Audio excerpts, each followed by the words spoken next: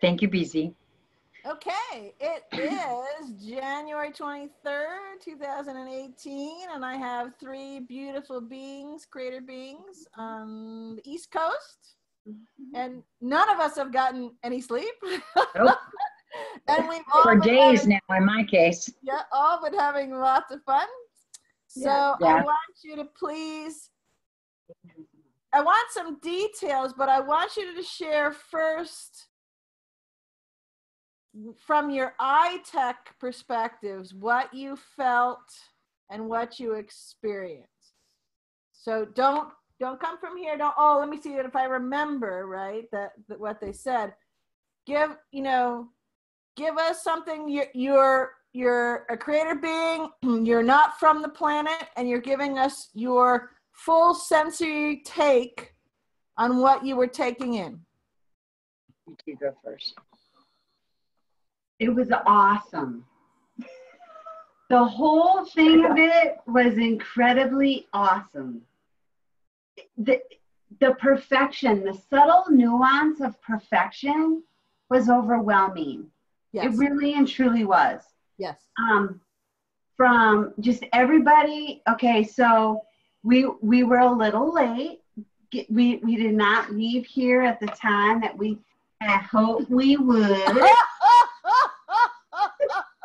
Sheila? And there was a little more traffic than we had hoped there would be. And for some reason, I was looping around this. I swear to you, BZ, I was like, I know this is the exit.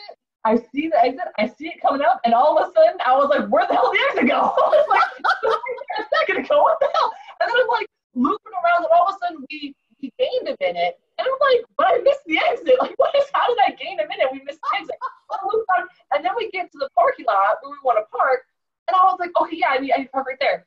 And then I ended up driving by, and I was like, crap, there's not a driveway on this side. And then we literally had to drive all the way around, like, We near the drove, courthouse and all the way back to get to the parking lot. And I was like, but it was perfection. I Yeah. have to tell you, my mind wanted to go, oh no, nothing's going right.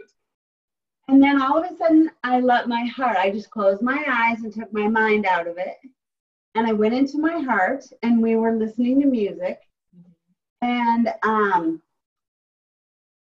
I just allowed myself to feel the moment, okay? And so the music was sort of informing it, because we were listening to Can You Feel It? By Michael Jackson. Yep. And so that set me in the right, it put me in my heart. And I could then just feel, like it felt to me as though the entire universe was coming together. It was this wild dance. And a part of you could look at the dance and say, everything's in our way, it's stopping us.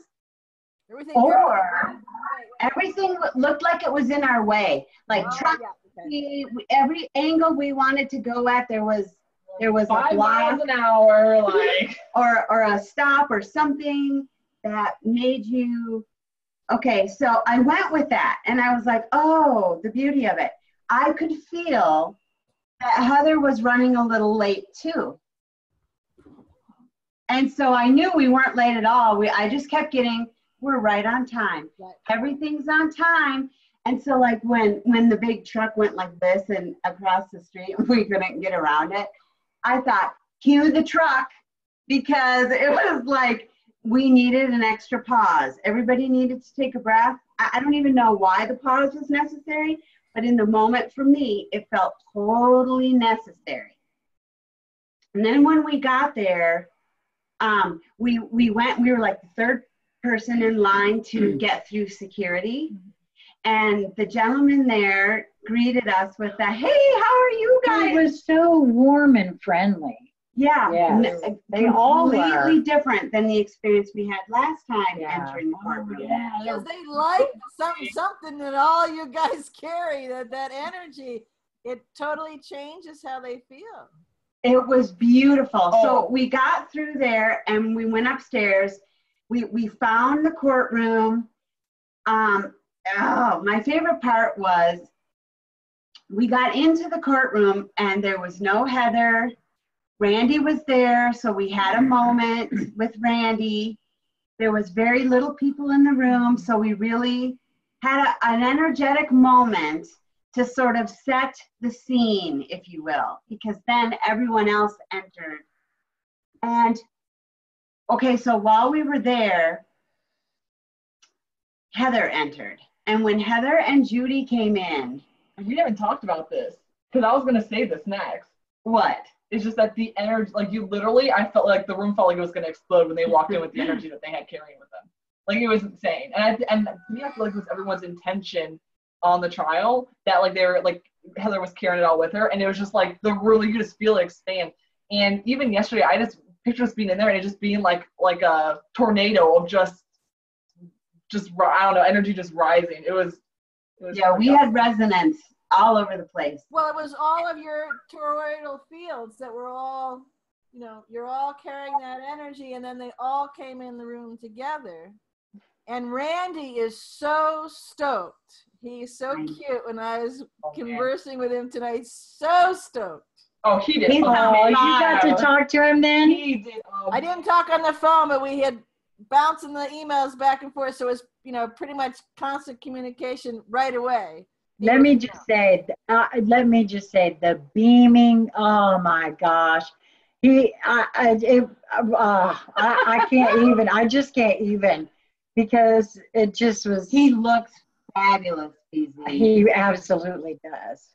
And well, he's always fabulous, but boy, when he's got Big Randy with him, he's just super. Well, Big Randy was in his house and today. he put that cherry on top of the sundae, let me tell you. He really did. So I love this part. Sheila has to go to the bathroom, and she's like, now I have to go to the bathroom. So she goes, right? And I'm like, well, go now because the jury hasn't even entered yet. This is the time. So she goes. And the hallway is empty now. There's nobody out there. I go to the bathroom. Go ahead. No, tell.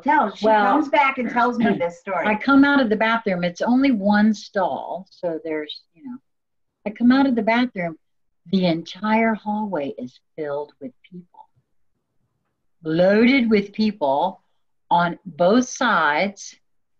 And I realize as I'm walking through them, I just got to walk through the jury pool because they all had numbers on their shirts. And I thought, that's why I had to go to the bathroom at this juncture. Right. I got to pass my energy straight through the jury pool. Excellent. Transmitting down the hall. Yes. All those juries. Yes. Great. So I had to go. Because it took a while. They were out there for a long time, and I'm like, I have to go. Did you wait?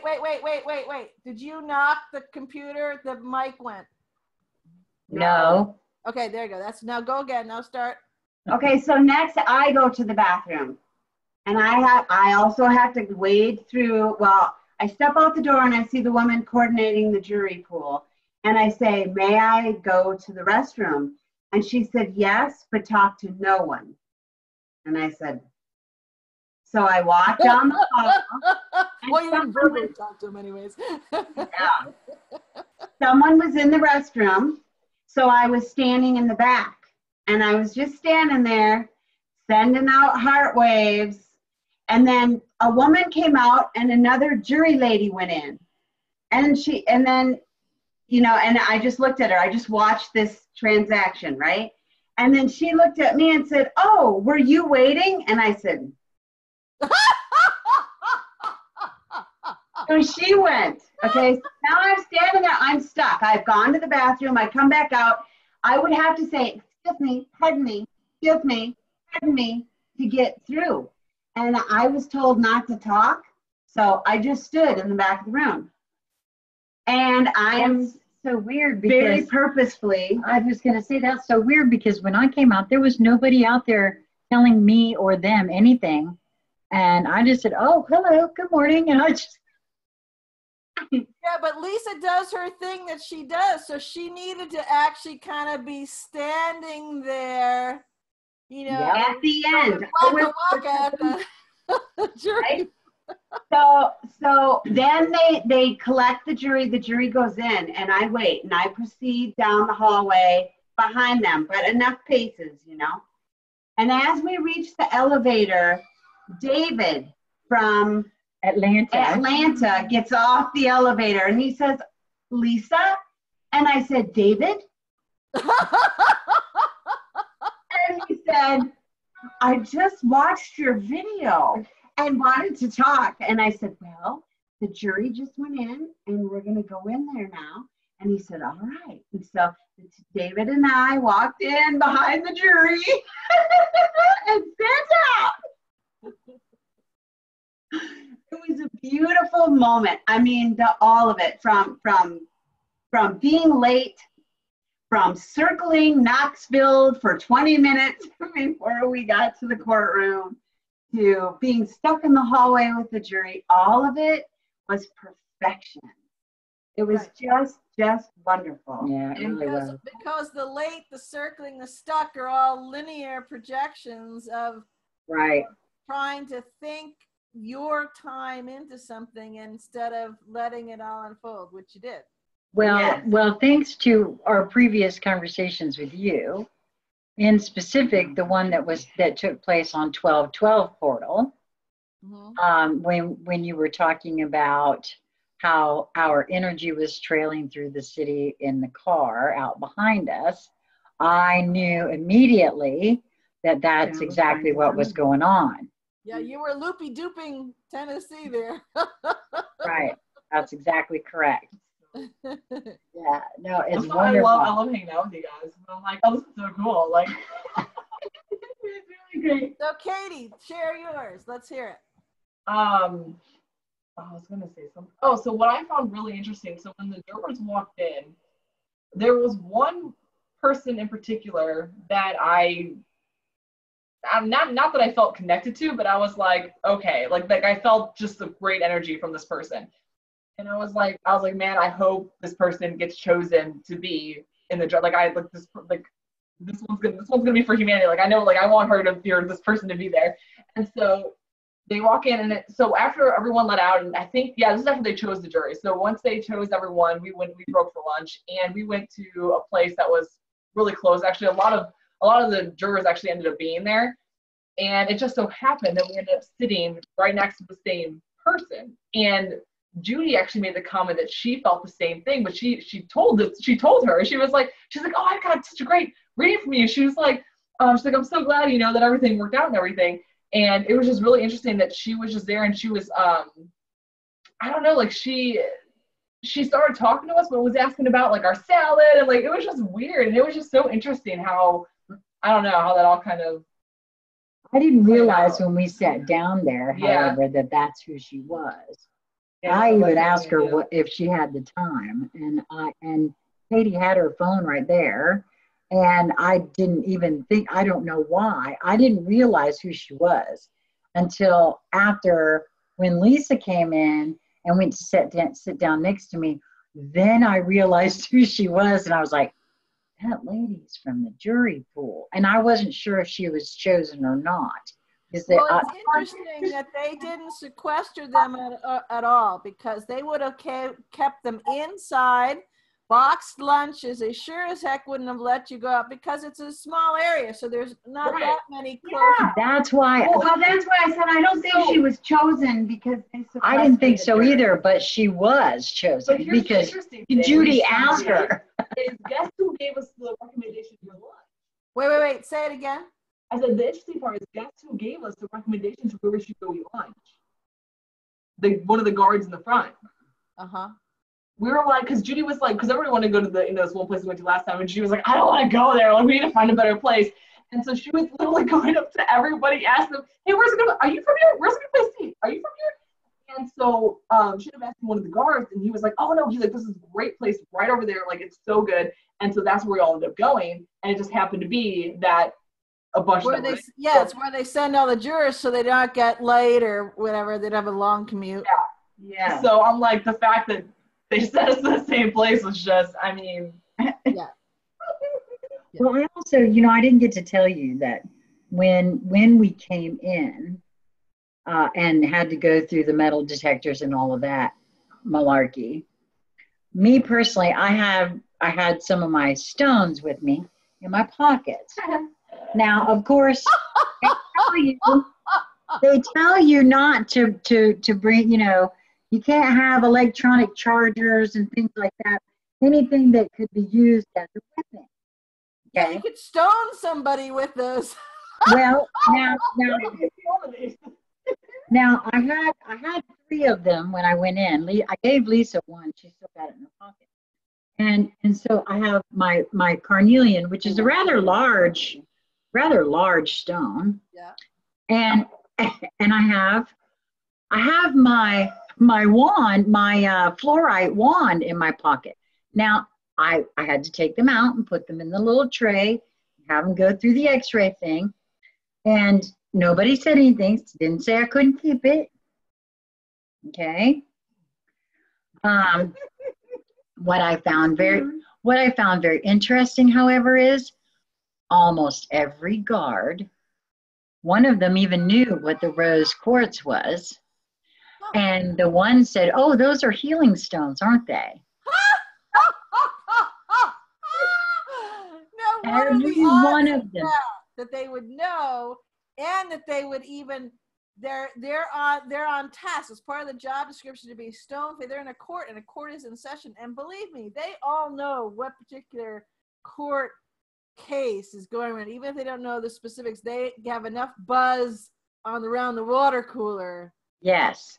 Well, the guy that was looking at my stuff, the guy that was, looking at he wasn't the one looking at the X-ray. He was the one that was passing the trays through. When this came out, he actually picked this one up and said, "Oh, that's very pretty. What is that?" So it's not like he didn't see this or not know what it was. Really interested in what they were. Yes, they were. Wait, Katie, your audio was really terrible there. Say that again. It was really interesting. No, he was just very interested in these stones. He really genuinely wanted to know what they were, what they meant, and it was just, I was just laughing. When this was going on, I was just laughing because I just thought it was great. Okay, so here's a tip for the audio. The 3 of you, well, the 4 of us, but the 3 of you in that room are in resonance. And when you take yourself back to the experience that you had in that courtroom today, because it was so unexpected to you from what your linear mind was thinking, you raise your thing and you blow the audio. Sorry. So no, that's great, but we want to hear as well as feel. So just kind of think of tone the mic, put a muffle around it so that the audio doesn't bust out. But yeah, that's what it is, because if you watch your reactions, that's when the audio goes out. The 3 of you are doing a kind of a thing. We're not being louder or anything than we normally are. No, that's true. Yeah. No, it's not. No, it has nothing to do with loud. It has to do with. Yeah. Yeah, it's that thing we do. Luckily, I didn't pee in the elevator coming up here, though, because there was that. That was a real thing, maybe. That's usually very good, very helpful. We were laughing so hard. Well, because stones, but you have to leave. So, Katie, you had mentioned about Randy and when I was talking to Sheila in the car, and she mentioned it, right after the day was over, and I heard your voice saying that the redirect questions that he asked were very good. Could you please tell us more about that? Oh my God, that was like how I describe it is the cherry on top of the sundae. So that was when Parker Still was up there, okay? And that's one of Randy's favorite people in the world. Oh, I know. Randy was fired. And so he actually went up twice to be able to, do the counter questions. Yeah. What are they called? Cross. Redirect. Yeah. I don't know the terminology. And so the first time you could tell he was really powerful about it and got a little emotional. The second time he was perfect. And he delivered it to the point where Parker, he didn't know how to react. and what stuck out in my mind was he was like, so did you or did you not point at me and laugh as they were driving away with me? And he was like, well, and then Parker responded, well, we were looking because we got the bad guy and we were proud of that and I guess I guess we did kind of laugh. I mean, I guess yeah. And like so he admitted to like I'm like, so you, like this is a joke to you, like. And it was just, I mean, he hit it home. And like when you look at the jurors, they were just like, I mean, because Parker's responses, he was flip-flopping back and forth. And they're like, even their faces are like, what? Like, they're like, what are you doing? Like, they're like, what the hell is this? Like, you could tell they were just like they were so, I mean, it was amazing. And he's a special agent of the FBI who has a really good reputation right this moment, regardless of, which side of the political scene that you favor. FBI is really totally out to lunch in most people's mind, right? He could not remember certain things that he did during his experience in the FBI and wherever he worked before that. Like Heather was specifically that, yes. And he was like, well, I think I might have. She was like, well, how do you not remember being a part of trials and facilitating or well, I don't know what the term is in those trials. And he was like, well, I mean, I might have, and I think, and I believe. And it's like, dude, no, no, that's not how any of this works. Like, that's not how this works. Like, either it happened or it didn't. Like you can't, I mean, it was amazing. And so this is when Heather was doing the redirect on him? Yeah. Mm-hmm. Yeah. Well, I have to say that if I'm not mistaken, part of the time you're talking about, apparently Parker Still was an attorney. Yes. Oh, yes. And now works for the FBI. Yes. And part of what I did not know until and he's in the reserves. Yes. So he's been attached to JAG as well. Yeah. Yes, absolutely. And the questions that Katie is referring to had to do with whether or not he was involved with military tribunals. If he couldn't remember that? No. Oh, that would be really a demerit on a JAG officer because he was a JAG officer. So that doesn't bode well. Well, he thinks he might have served in an advisory capacity maybe once. But that's all they do. That's JAG. That was what JAG is. Yeah. Well, at any rate, my jaw drop moment with Mr. Still had to do with the fact that here's a gentleman who supposedly an attorney, so therefore knows the law, FBI, and yet goes out and does what he does without warrants, makes sure that, stuff is what it says it is. And well, just because somebody tells you that something's been done, you're going to go out. I mean, it was just embarrassing when the transcripts for this case. They're already ordered. They're already ordered.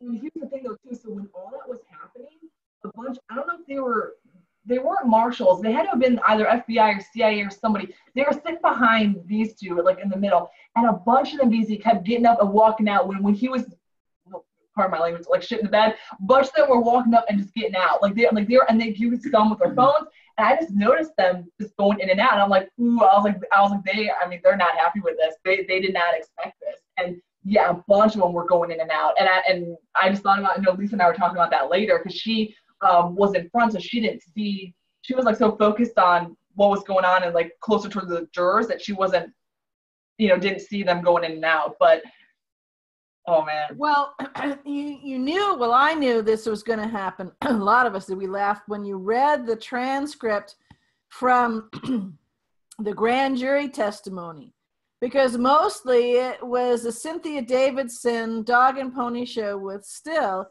And they were leading each other on. So they would set out a scenario in that. I tried doing that. And they'd say right to whoever was doing the scenario building. The other one would say right. That's it.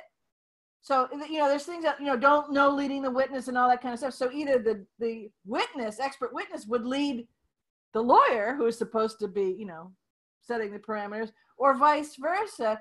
And there would be often one syllable answers on whoever was not doing the leading, because it was all coached and pre-recorded. And when the jurors were getting smart, the grand jury people, and they were saying, well, hang on, wait a minute. And they'd ask a question. They said, well, we don't want to confuse you.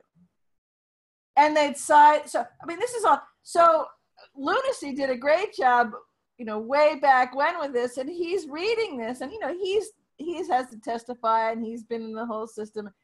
And I had to laugh because when I was watching, I think he was either doing it live or he just done it, and he's pounding his laptop. I felt like sending him a thing. He's like, do I need to send you money for a new computer? Because he's making it. He's like, this is amazing. You can't do that. What is, I said that, So he was, watching live with that. And one of the things that's very interesting is now, and it's a dangerous situation that I don't think they fully, from a linear perspective, fully took into consideration. But now they're here in a give and take situation with the purported, the judges gave them how to conduct yourself in a court of law and so on and so forth, right? Well, still didn't get those instructions. And so if you're he's not just any old witness. He's the star guy who's leading the charge against these really bad people. Yes. Well, so he wasn't convincing. And listen, he was hanging. Not only did he put a noose around his neck, he was twisting in the breeze with his own mouth. The more he spoke, the deeper he got. It was terrifying and so interesting at the same time. That a couple of times the judge warned him, just answer the question. Marlon was telling him, he was like, just yes or no. And what was funny is because with Marlon, at first I didn't like him because he struck down the precipice, right? I just think it's complete BS that they're submitting all this evidence and they don't want to present any of the evidence, but yet you don't know how many times the prosecution just added evidence as we were sitting there. Oh, I need to add, 500 pages of this. And we were like, what the hell? They were adding so much evidence into it. And he was like, sure, yeah, I'll admit that. Sure, yeah, uh-huh. But he did surprise me when Cynthia Davidson went to object to, I don't remember what part of it that Heather was saying. And he was like, no, go ahead, continue. And so you could tell, even during it, he was kind of like, he would have to cover his glee. Yeah, because he was he was very intrigued by what was going on, regardless, because whenever they fed him, he was having fun. Oh yeah, he was enjoying it, and he wanted to hear what Heather and them had to say. He was genuinely interested in it. Oh yeah, I like this guy. She's rolling, and she's a force, and no matter how stuck you are on one, kind of programming ideology, you're going, man. Yeah. It's like, whew, what is that? Yeah. Oh, we haven't seen any of those in here. Well, the other thing was, okay, for one thing too, Sfolto. Is that the Sfolto. Right? She did the opening statement, and I have to say that little girl is terrified. Yeah. Oh yeah. That's why they keep sending her out to hang. She's the one they've designated to twist in the wind. Well, let me just say, she must know it because her voice shook the entire time she spoke. Her body shook. She couldn't get the words out a lot of the time. She was very unconvincing. I just felt such compassion for that young woman. Great. Because she felt terrified to me. Well, she was being forced to Yes. The thing is when you're so strong in a belief, it's hard to shake it. When you're so strong in a belief, it's hard to shake that. And so you could tell that she was trying to reiterate it the best she could, but it wasn't a belief she was strong in. That was very apparent that it wasn't something she truly believed, because when you're passionate about something and you really feel like, someone's in the wrong or whatever it is you're fighting for, it's easy to do that because you're so passionate about it. But you could tell this was not easy for her, and that she wasn't strong in that belief. It was just, it was really heartbreaking, because it's you to have to make people do that, that's not. Yeah, that did. Well, again, remember, this is not done in isolation. So these aren't just people who are, lawyers and have their hats, their identities. They're actually, they're on a multidimensional planet right this minute. So think of all the different energy changes and the shifts in your body and the light code and engagements and that are going on with them. And what's going on. Well, these people don't have a clue, and they're like, whoa, I don't feel, some flu, some this, some that. Okay, so they've got that. Then they walk into this courtroom that does not feel like this is their home court, right? This is they're the home team. They've got the big advantage, except when they walk in to this room today, it doesn't feel like their room. No, it didn't. I'm sure that it didn't. And this room, not only that, but it's not owned by their head guy in the black robe. That's right. It's owned by that chick over there. And they couldn't wrap their brains around it. Right. Or their hearts. No, that's true. It was. I think that's the other thing, is that it's not like this opposing team came in and they're all big bruisers, right? And they're, kind of looking at him like, well, we're going to kick some ass, and, like in a football match or something like that. Yeah. They walk in, it's not their room anymore. And it feels, that's the key. They feel actually in that room. And they're having that shearing force of the energetic shearing force, because now instead of being very robotic, very programmed, very, on the thing in this room, they walk up into this room. The room's not their room.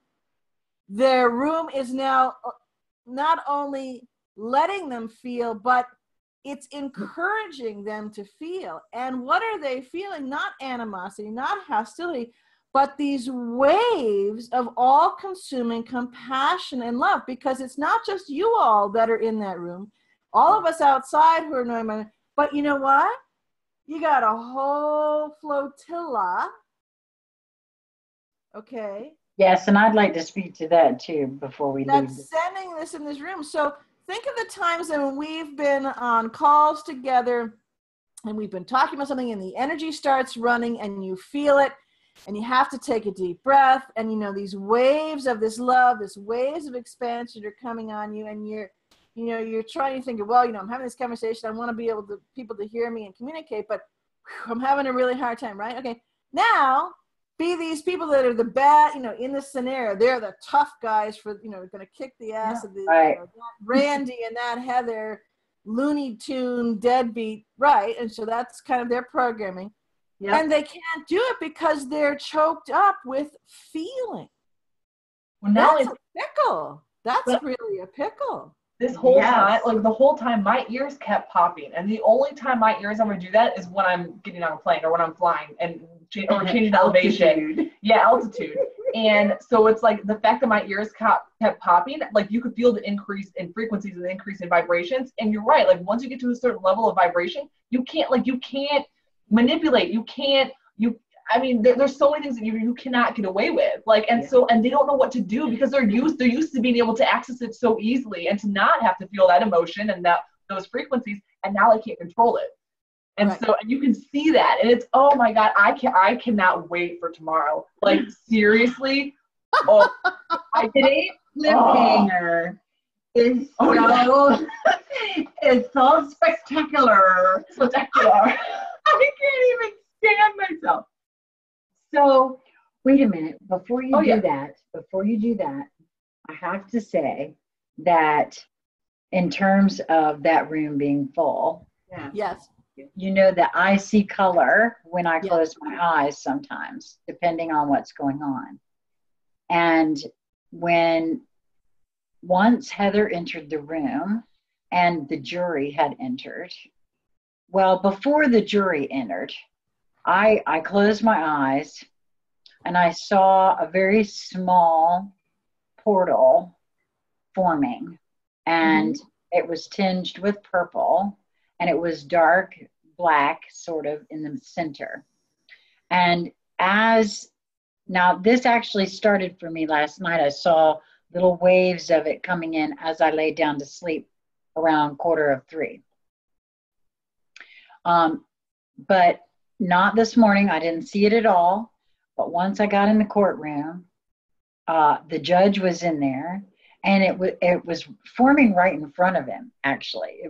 When I closed my eyes, I could sort of see where, there's the way it's structured. There were like columns behind him, and I could see that behind my eyes.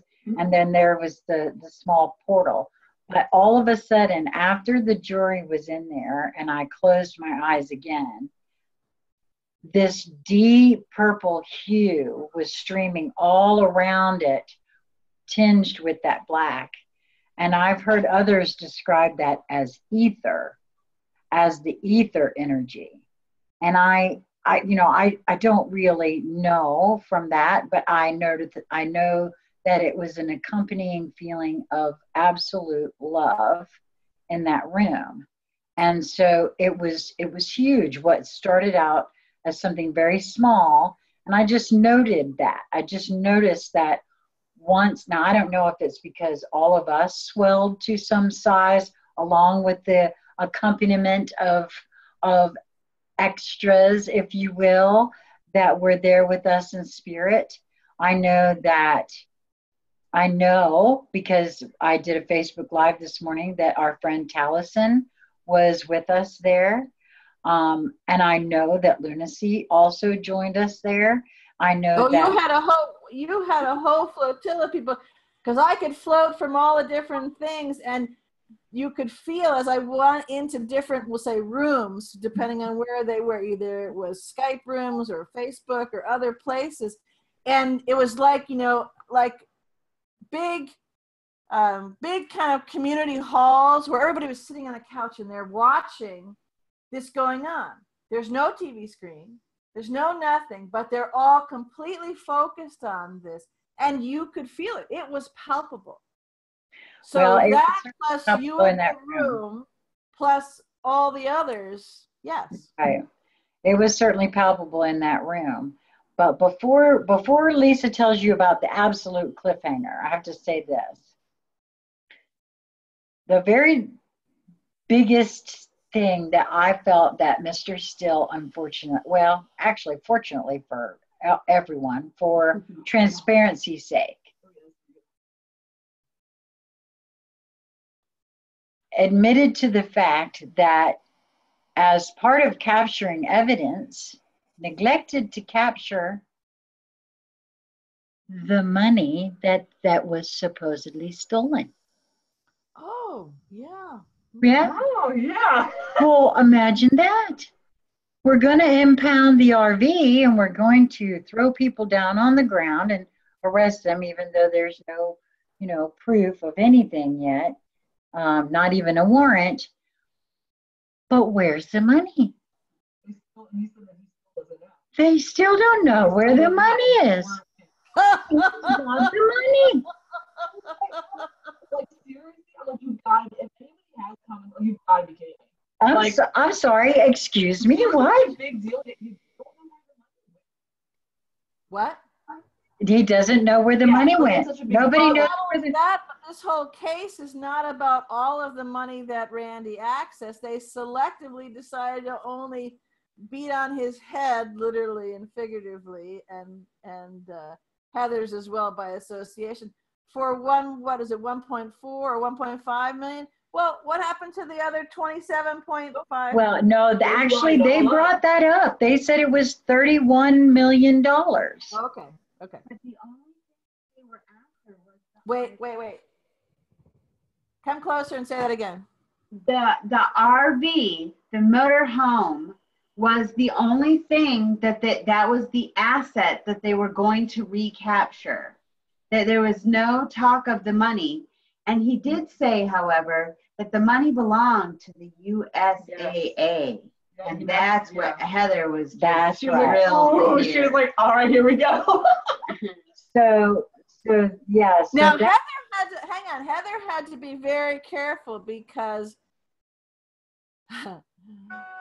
she was so stoked, and she understands, well, it's all a ruse, what's playing out here. And but there are people who are involved in it who firmly think so they have different perspectives. Some haven't got a clue and they think they're just doing what's right, and they've always been doing what's right. And, these are bad people and you put them away. So that's the ignorance and the culpability and, and being complicit because, you're basically out to lunch on the way things really work. And then there's a lot who know exactly what's going on, and they figure, well, if they keep kind of abusing and beating and stonewalling, someone on the upper top, their leash holders will make all this go away and everything be fine. So when he still and the others step into this kind of stuff, she's got to stop from getting up on the table and doing a marimba. Yeah, I'm sure she does. Well, it's like I told you earlier when I was in the car. I can see so very clearly at this moment of now what this is all about. It has to go forward in the manner in which it is. Yes. Purely and mainly only for the transparency that it is bringing. Yes. And I see that so clearly now. I didn't really get that before. And Katie, you're helping that right this minute in this conversation as an illustration or the counterpoint to that transparency.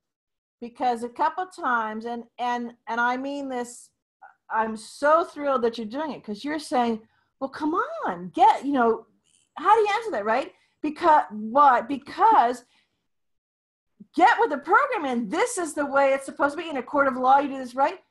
And that's why it's so beautiful, because you have experienced it, and you're relaying things that you experienced, and you're bringing in your perception, which is your program, the world's perception of the court of law, and it's fair and it's honorable, and you've got two sides, and they adjudicate, and right, and you're going, what, right?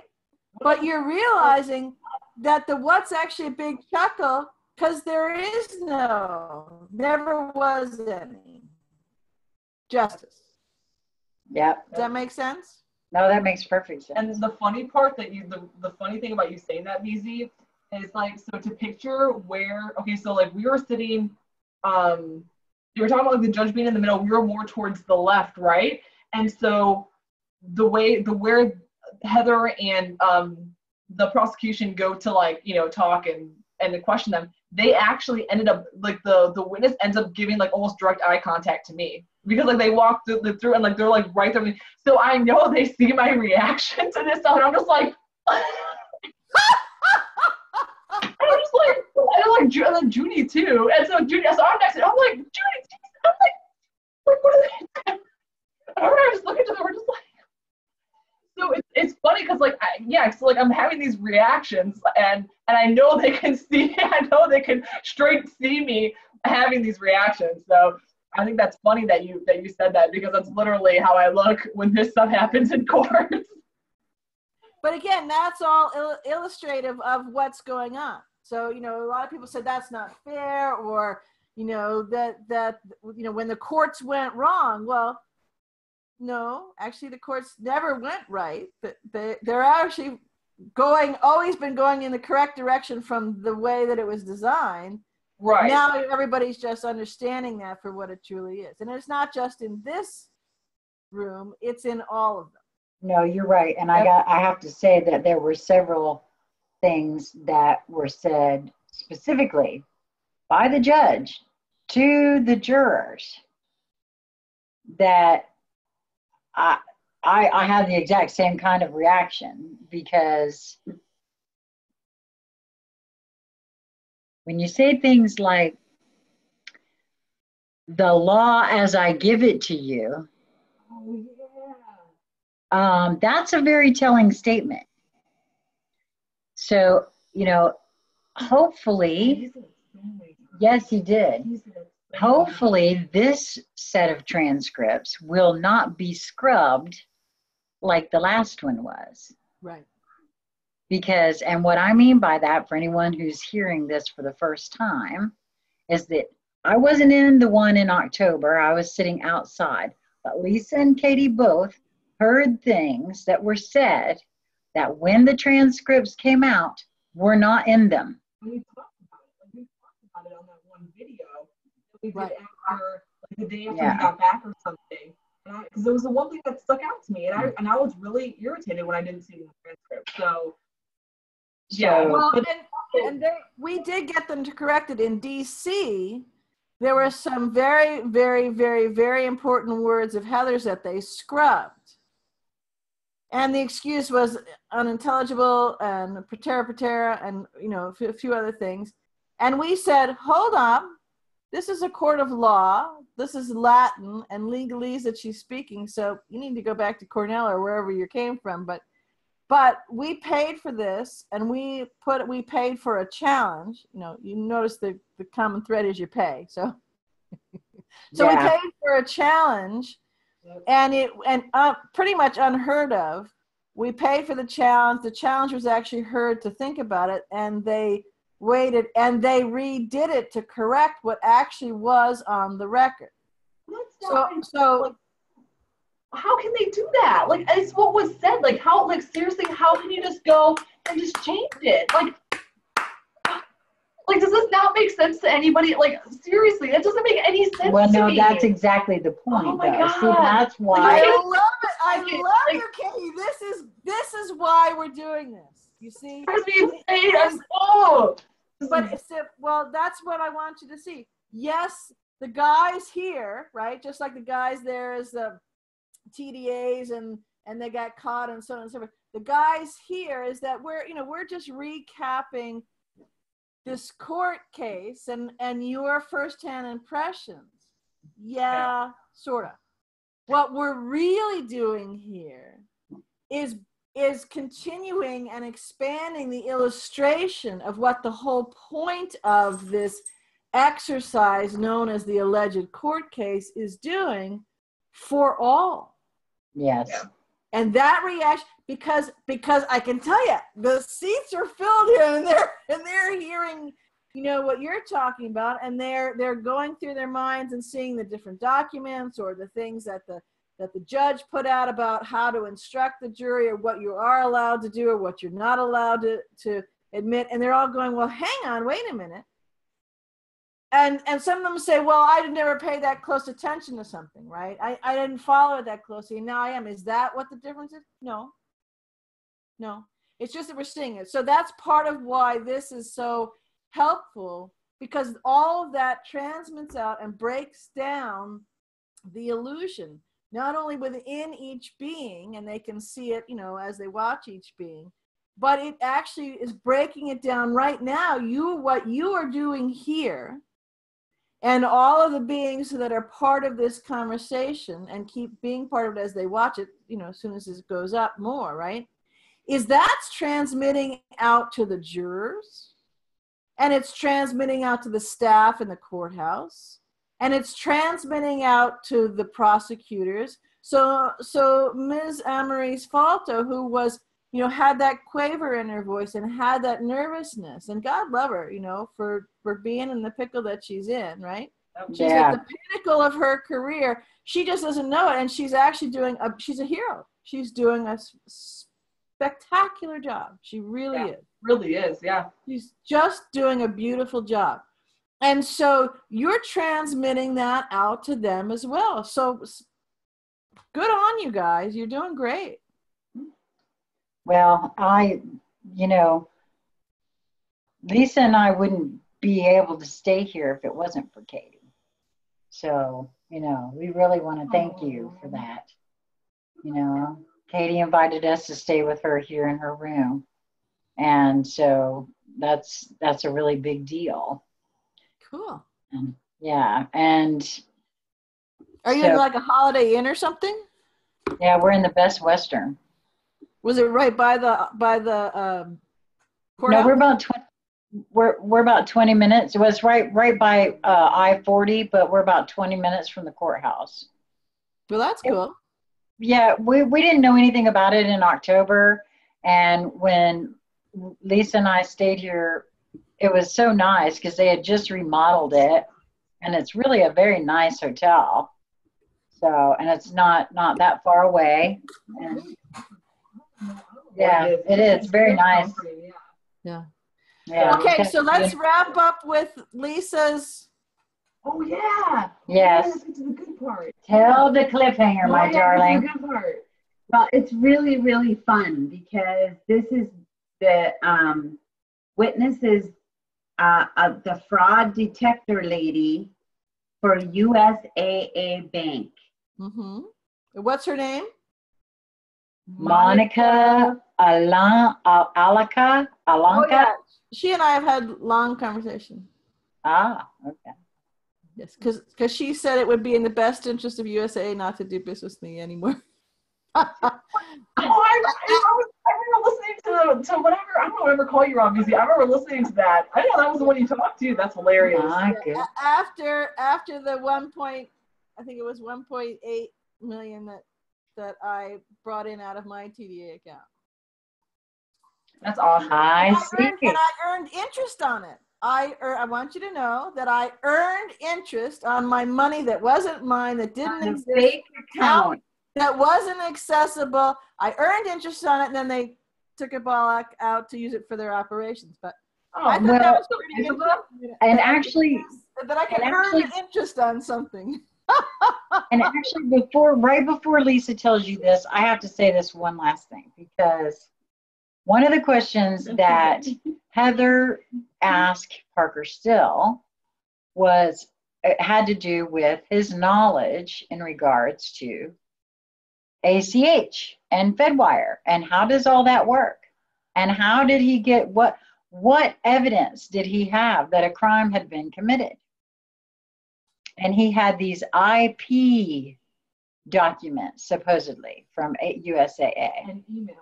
In an email. I had IP addresses in it. Right. Well, I happen to know how it works.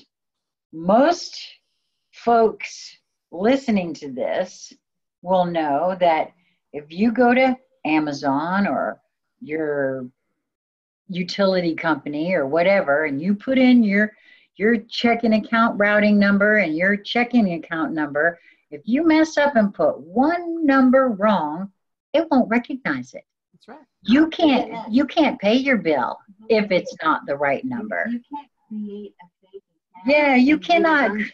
That's right. You cannot create a fake account in any way, shape, or form and get money out of it.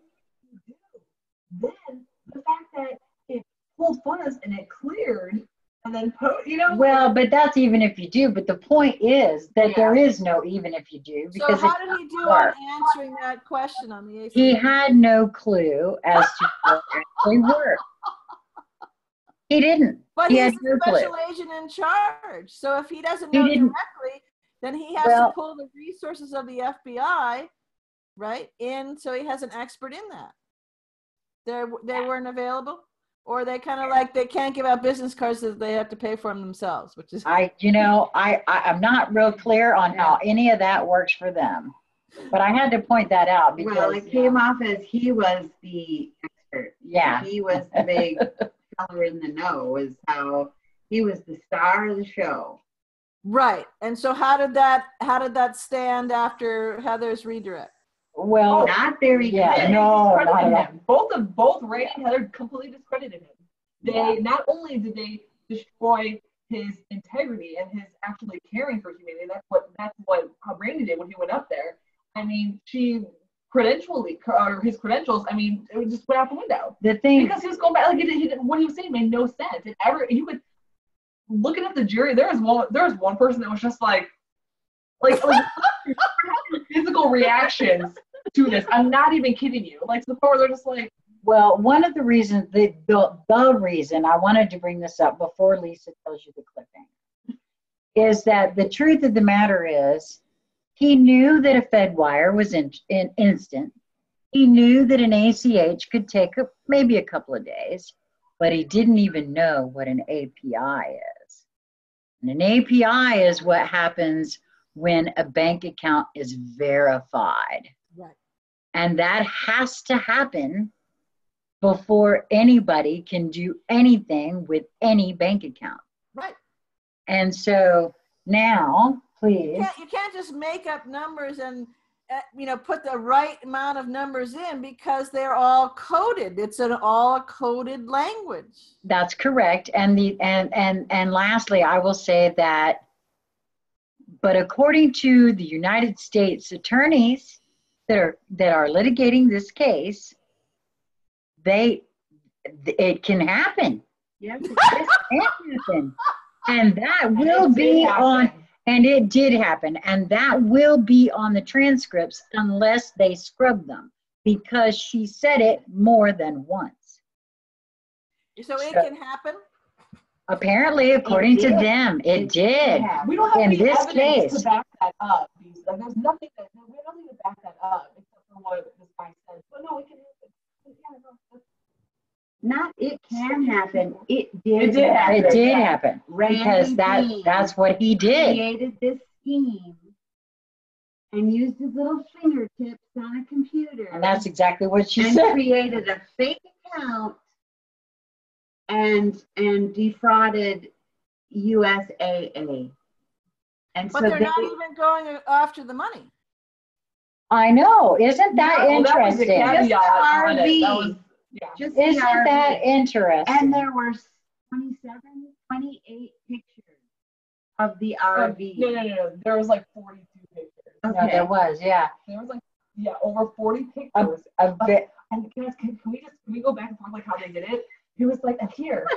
Oh yeah, that, and Parker, can you please describe to me what this picture looks like? Oh yeah, that looks like some crown molding. Oh, look at that really nice. That's a really nice countertop. Oh, and there must be marble. And there's a fireplace. Oh, look at that fireplace. Do you see the fireplace? And this, I have to let you in on an inside joke. Poor Randy was chomping on his tongue. He didn't have to tell me this. I know it. Because I'm sure they miscategorized some of the details that he picked out, and he really wanted to say, no, man, that's not French blue. That's this, and it's this level. And I said to Randy, the rims. He did say that. He said, that wasn't a TV. The TV was up there. That was, and I said, I'm sure that your guided tour would be way better than the you. It was just funny that yes. They sit there trying to frame that. Like, I'm like, what are you even trying to do? Like, it's like watching a movie. Like, I'm not like, this is why this is so entertaining for me, because it's like this stuff shouldn't happen in real life. Like, so they're talking about these details of like this RV, and I'm like, and this has what to do with what? And they go and they talk about USA Bank and oh, we're such a family bank, and we're here to help the military and help this and help that. And I'm like, oh, they laid are you that kidding me? on. Like, it was oh so, my God. It was so thick. Like, literally, for like, 30, 45 minutes. Actually, it was so long, I fell asleep. Commercial. So, you know, they have the evidence that comes up on the big TV screens all over the place. This is the evidence This is what they're showing us. from the government. And it's actually a commercial. And then they enlarged it so we could all read how wonderful Literally, USAA is it's for their our homepage. military. And It was- it's a picture of a guy and his Holding a kid, yeah. And it was their uniform. homepage. Go to their homepage. It was their, I haven't gone and looked, but they said it was their homepage on their website. and that's what they had on the screen for a good like 15 Well, I was a customer and a valued customer of theirs for 30 some odd years. And when they terminated our, thing, and they made a lot of money off of me with the loans and stuff that I had for cars. And the woman that you mentioned, she said it would be in our best interest not to do business anymore. And I said, I can actually see that from your perspective. That's probably a wise choice. And we'll be in touch, and it's all good. Be in touch. Well, I have to say too that the 77 pages of the most boring pieces of evidence that I fell asleep for a brief moment while I was trying to meditate for was just ridiculous. She was meditating. Laying on the thing like this, like staring at the I was meditating. That's okay, so give us the grand finale, Lisa. Well, so that's it. It's going on and on. It's 77 pages. So first it's the 20-minute commercial for USAA Bank, how wonderful they are and how fabulous this whole bank is, because they're this very sad victim that we should all feel very, very sad about. And then it is page after page of Randy's bank records. Nothing out of the ordinary is happening, just page after page after page. It's getting very long and drawn out. People are meditating. I'm laying like this. And the judge says, okay, I can see that we're only halfway through this. This is going to go on and on. So I'm going to cut it off for now. We'll pick this up tomorrow. So tomorrow will be the ending of the nonsense, which is just more pages apparently of Randy's records. And there will be more meditating. And then Heather gets to cross-examine. And it is the cross-examination that, see, I'm going to go to bed the minute we're finished filming because I want to be wide awake to take in every word, because this is where the world is going to get educated. I have the sense that we're going to learn a whole lot more than anyone had any idea about learning. Bring pencil and paper with you. Oh, I bought some. We are ready for tomorrow. Write down phrases and keywords so that we can go over specifics tomorrow. Yes, I did not know whether or not we could bring notebooks and whatnot, and David had asked me that, and I told him I don't know, but hey, try it out and see. And I was so glad that he did, because I saw other people had them. Trisha had some. So I went out. I had to buy another shirt because I was freezing.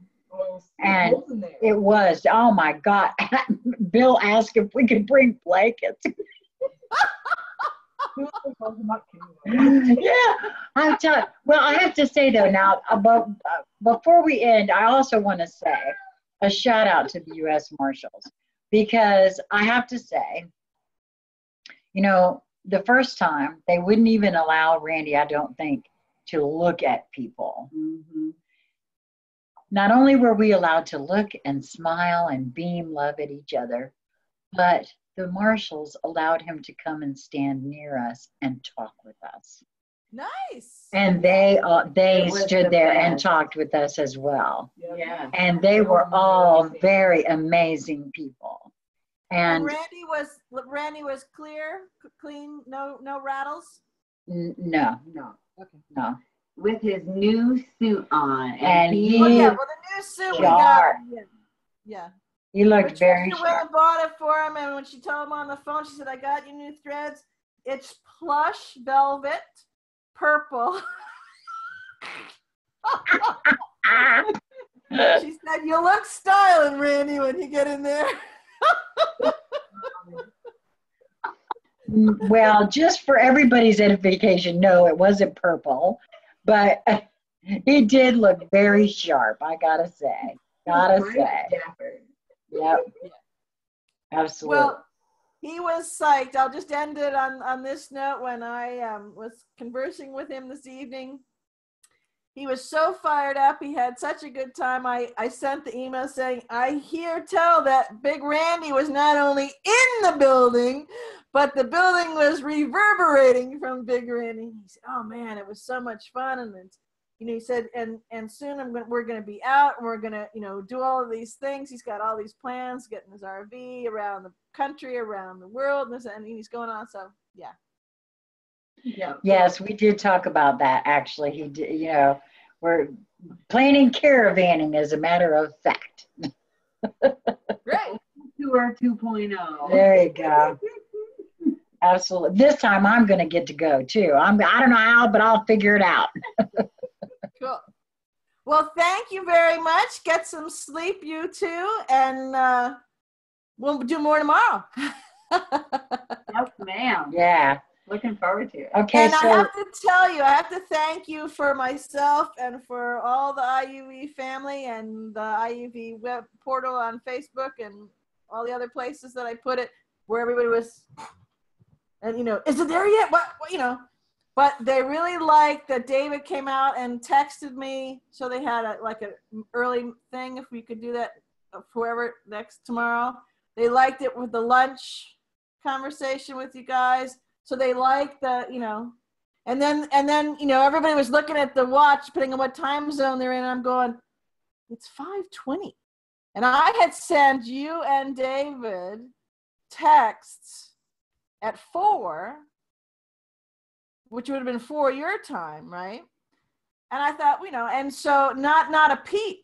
And it's now going on 5:20. And I thought, well, I know they didn't forget. Sheila would at least call me and say, well, we're out, but we're exhausted and not talking to you, whatever. So yeah, so they had you the on and on of Randy's financials. Well, no, I actually, if we didn't get to you until about 5:30 or more, what happened was we left all of our phones in our cars. Uh-huh. And there was some picture taking, there was some standing around in the courtroom, chatting, and that sort of thing. They had to throw us They out. actually, yeah, they actually asked us to leave. You closed the place. Yeah, we closed it down.